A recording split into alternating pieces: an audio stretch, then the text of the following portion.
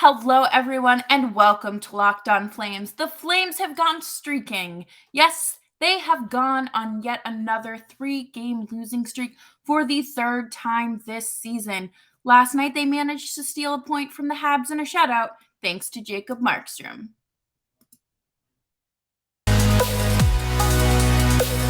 You're Locked On Flames, your daily podcast on the Calgary Flames.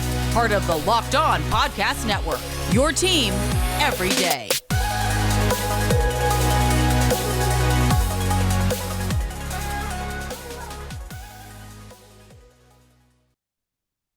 Hello, everyone, and thank you so much for tuning into today's episode of Locked On Flames. As always, I'm your host, Jess Belmosto, and today we are going to be talking about last night's game against the Canadiens and today's meeting with the Board of Governors.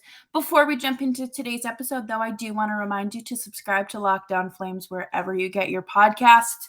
We are completely free on Apple, Audible, Amazon Music, Spotify, Stitcher, wherever you get your podcasts, and of course, free 99 over on YouTube as well.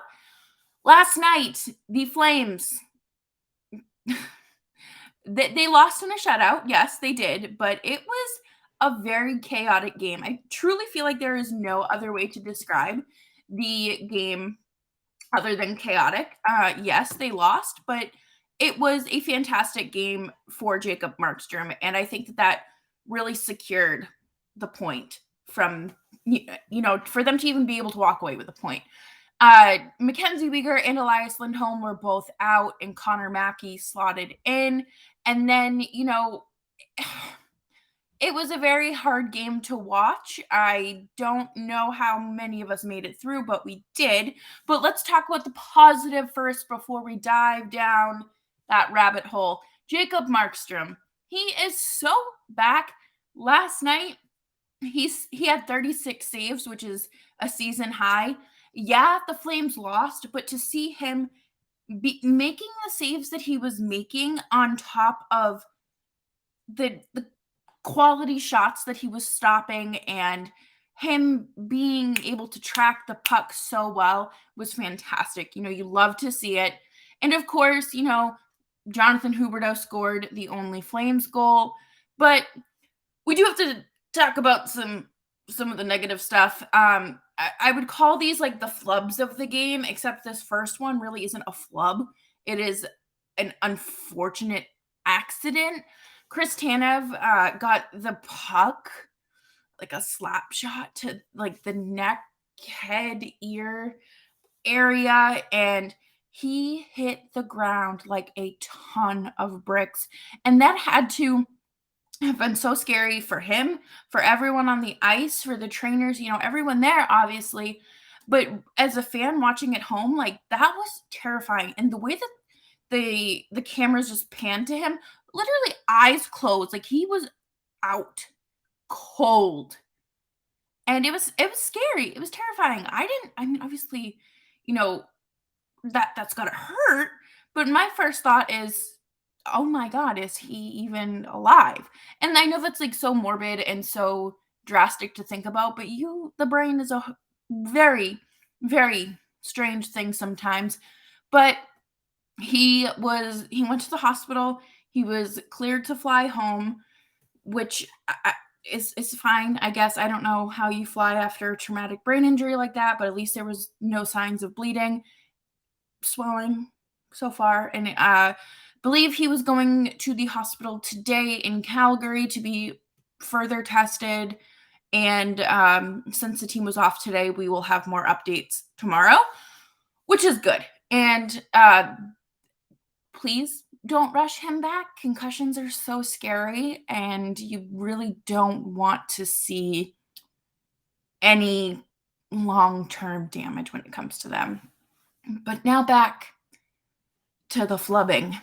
Connor Mackey gets ragdolled by Michael Pezzetta, and I don't know. I don't know what to say other than please don't ever do that again. I think that Mackey was trying to make a point that he belonged in the roster or belonged, in the lineup rather, because he had been scratched for the last month. But at the same time, don't do it again. Please don't try to fight. I don't know. Or maybe ask Lucic for some tips or something, because I had like 3 different people send me a video of him fighting, quote unquote fighting, and I was like, yeah, so what do you want me to do here? But no, and also just you don't need to do that. You really don't need to do that. Another abysmal aspect to this game last night was the penalties. The penalties were horrible. 7.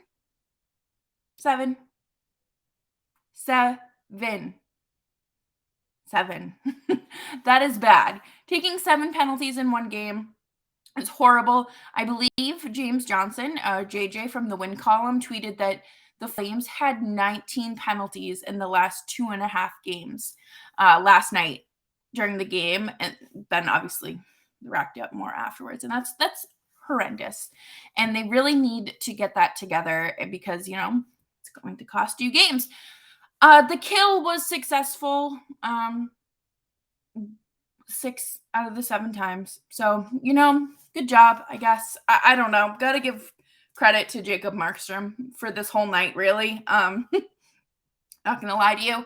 He is the reason that the game went to a shutout, and we got to give him all the love that he deserves here.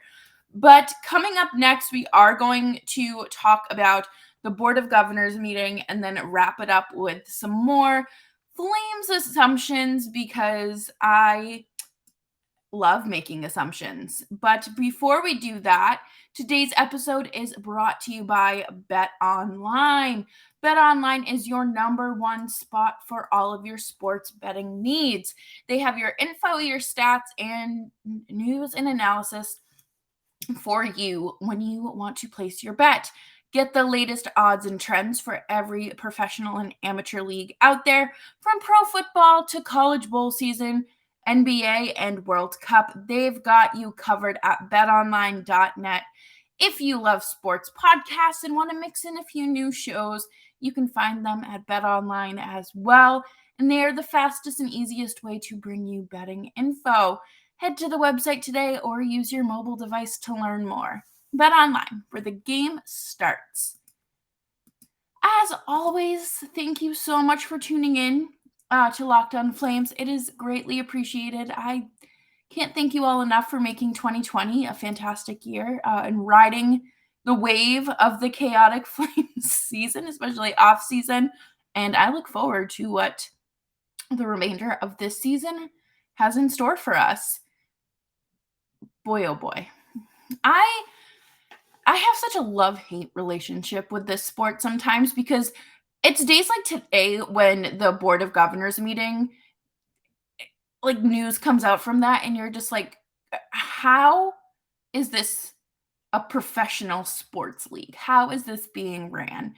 And if you don't know what the Board of Governors is, it's every NHL owner and the chairperson, Jeremy Jacobs, who owns the Boston Bruins, feels like a conflict of interest, get together discussing the business side of things, like cap space, ads, adding more games, playoff format. It is truly just a bunch of rich men in a room talking. And the biggest thing that I think people have been talking about, even before this meeting, was the escrow debt and, of course, the increase in salary cap. So Dan Rosen from NHL.com reports, if the escrow debt is not repaid by the end of the season, the salary cap would rise $1 million next season and instead increase significantly for the 2024-2025 season. That is crazy to think that 2024, my goodness. Okay. The salary cap could be raised up to $4 million once the debt is paid off. And that's significant. You look at players that will have to be re-signed by then, or the quote unquote inflation of contracts. We've seen players go from making 3 point something to 5 point something and like the same quality of play and whatnot. So, like defensemen making double digit numbers and more and more forwards making 10, $11 million. I'm very curious to see if we will see a $12 million deal. I am. We'll have to see. And do we ever see a $15 million deal? I know that's a lot of money. Or, are we going to start seeing more top line forwards making 10, $11 million? Is that going to be the new, kind of standard? But oh my gosh, my favorite thing that I saw discussed today were the digital ads and Gary Bettman talking about how they took a fan poll and it shows that they're not distracting and that they don't interfere with the watch experience. Have you ever seen anyone say anything positive about the ads, like the digital ads? I think that they are so distracting. I think that there's the Ram and Jeep ones are so dark and like in your face that I feel like changing them during play is not realistic. I don't think that that is something that should be done. I think that it, we've literally watched players get like absorbed by the digitalness of the ads on our screens, and I don't think that it is realistic to say that it doesn't interfere or they're not distracting, because they are in fact quite distracting. I'm sure that it's going to take time to get used to, just like anything else, just like how people complained about the jersey patches or the ads on the jerseys and the ad sticker on the helmet. Like that, to me, that was silly. That was silly to complain about. But it's the digital ads. I feel like it is such an interference, and it could be a refined experience. There is a way for them to fix it, but again, that would limit the amount of revenue that they are making from these ads, because it would just be during stoppages of play and whatnot. But again, Gary Bettman sees no issue with the playoff format. They really don't see them expanding the season, which I agree with, because there's no point in expanding the season. I think that 82 games is plenty. This is a very physical sport. It is a demanding sport. And, I just think that if we could cut it back, we would never, but we could. And I am always blown away by the NHL Player Association and their negotiations. People were talking about, oh, well, there's going to be a lockout if they don't get this. No, I don't think that's going to be the case. I mean, there's always a chance for a lockout, but nothing that they talked about today seemed, impending. There wasn't any doom going on there. But again, that's just my opinion, and I'm here to talk hockey with y'all. And coming up next, we are going to do some, assumptions, some predicting ahead of tomorrow's game against the Canucks. And thank you so much for tuning in to Locked On Flames. As always, you can follow me on Twitter at Jess Belmosto. Today was an off day, so we didn't get any updates, which is fine. There was no media availability. Today was a rest day, and I'm sure the team needed it. Playing on the road is hard. It's a lot of travel, wear and tear on the body. I believe they played a back-to-back during this. Yeah, the game against the Leafs was on the second half of a back-to-back after losing to the Blue Jackets. So that, you're struggling to win, and you're probably exhausted because 2 of those 3 games went to overtime and to shootouts. So, you played some extra hockey, and plus the time zones, I don't know how anyone who travels like that for a career or for work or whatever can just like be okay in different time zones so many different times a week or a month. I don't know. But that, again, just my opinion. I would assume that Chris Tanev is out tomorrow and Weegar's back, and we see Mackey in the lineup again. I mean, I don't know. I'm not an expert on how recalls work, but I don't think that anything would have to I don't think things would have to be done tonight. I think that it would be like an announcement tomorrow morning saying like Nick DeSimone was recalled from Calgary Wranglers and things like that. So definitely keep an eye out on AHL transactions, and I will have you updated on Twitter at Jess Belmosto as well. Again, I really don't know how long Matthew Phillips's leash is, but I don't think that the penalty he took in overtime last night really helped his case. I understand that they are giving, the kids a chance and they're just going to continue to scratch Lucic, but how long does that go on for before Sutter has had enough of players generating true scoring chances and Matthew Phillips's net front presence and playing down low like a certain other 5'9" hockey player that the Flames used to have did? It's just certain things like that that kind of get me thinking. And of course, that Brett Ritchie line last night looked horrendous. Trevor Lewis had a very big hit on Cole Caulfield last night, and Caulfield actually had to leave the game because of it. I believe it was a clean hit. It wasn't anything dirty or anything like that.